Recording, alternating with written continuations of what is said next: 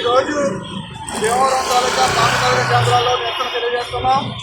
ప్రభుత్వం పాఠశాలలను నిర్వీర్యం చేస్తూ తీసుకొచ్చిన 117 జీవో గత ప్రభుత్వం 6 రకాల పాఠశాలను తీసుకొచ్చి పాఠశాల విద్యను నిర్వీర్యం చేసింది.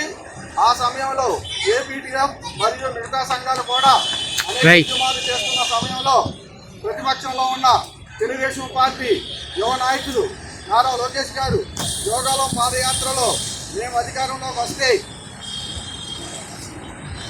117 జీవోలు రద్దు చేస్తామని చెప్పి ఉన్నారు. కానీ అధికారం వచ్చిన తర్వాత జీవోను రద్దు చేయకపోగా అదే జీవోను ఫాలో అవుతూ గత ప్రభుత్వం 6 రకాల పాఠశాలలు చేస్తే ఈ ప్రభుత్వం 8 రకాల నుంచి 9 రకాల పాఠశాలను తీసుకొస్తుంది.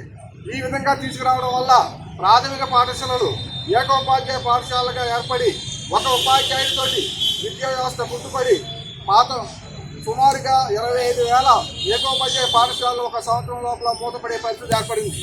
ప్రభుత్వం ఈ విధమైన నిర్ణయం తీసుకోవడాన్ని ఆంధ్రప్రదేశ్ టీచర్స్ ఫెడరేషన్ అనేక ప్రాతినిధ్యాలు చేసినా కానీ ప్రభుత్వం పట్టించుకోకపోగా ఈరోజు ఉపాధ్యాయుల్ని రోడ్డెక్కే పరిస్థితి తీసుకురావడం జరిగింది.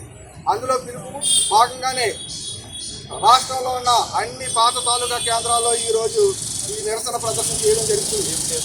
అదేవిధంగా రాష్ట్ర ప్రభుత్వం ఉద్యోగ ఉపాధ్యాయులు కూడా ప్రభుత్వం పరిపాలనకు వచ్చిన సంవత్సరం అయినా ఆర్థిక ప్రయోజనాలైన డిఏ కానీ పిఆర్సీ కానీ పాత బకాయిలు కానీ ఏమి ఇవ్వకపోవడం వల్ల కూడా నిరసన తెలియజేస్తూ ప్రభుత్వం పట్టించుకొని ఉపాధ్యాయులు ఉద్యోగుల సమస్యలు పరిష్కరించాలని చెప్తూ ముఖ్యంగా ప్రభుత్వ పాఠశాలను రక్షించే విధంగా గతంలో ఏ విధంగా అయితే ఉన్నాయో 3 రకాల పాఠశాలలు ప్రాథమిక పాఠశాల, ప్రాథమికోన్నత పాఠశాల, ఉన్నత పాఠశాలలో కొనసాగించాలని, ప్రతి ప్రాథమిక పాఠశాలలో 5 తరగతులు ఉంచి 2 ఉపాధ్యాయులు మినిమంగా ఉంచాలని చెప్పేసి, ప్రతి యూపీ స్కూల్లో స్కూల్ అసిస్టెంట్లతో చెప్పించాలని చెప్పి, ప్రతి హై స్కూల్లో కూడా హెడ్ మాస్టరు ఈడీ స్కూల్ అసిస్టెంట్తో పెట్టి ప్రభుత్వ పాఠశాలను బలోపేతం చేయాలన్న ఒకే ఒక ధ్యేయంతో ఆంధ్రప్రదేశ్ టీచర్స్ ఫెడరేషన్ ఈ యొక్క నిరసన తెలియజేస్తుంది. ప్రభుత్వం ఎప్పటికైనా మరి ప్రభుత్వ పాఠశాలను రక్షించే దిశగా చర్యలు తీసుకోవాలి. లేని పక్షంలో ఇదే నెల 9వ తారీఖున జిల్లా కేంద్రాల్లో కూడా ధర్నా చేస్తామని తెలియజేస్తూ జిందాబాద్ జిందాబాద్ జిందాబాద్ జిందాబాద్ ప్రభుత్వ పాఠశాలలను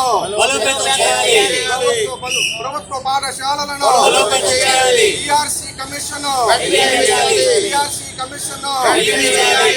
బకాయి పడ్డ 3 డిఏలను జిందాబాద్ జిందాబాద్